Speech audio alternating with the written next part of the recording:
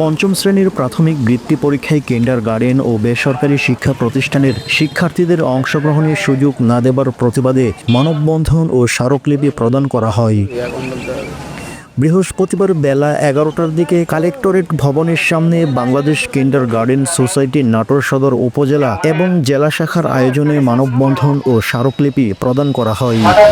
এ সময় উপস্থিত ছিলেন বাংলাদেশ কিন্ডারগার্টেন সোসাইটির রাজশাহী বিভাগীয় সচিব ইয়াকুব আলী, নাটোর জেলার সভাপতি ইকরামুল হক খোকন, সাধারণ সম্পাদক মোহাম্মদ আলী, নাটোর সদর উপজেলার সভাপতি সাইদুর রহমান, সাধারণ সম্পাদক এস এম হাসান সহ কিন্ডারগার্টেনের শিক্ষক শিক্ষার্থীরা উপস্থিত ছিলেন।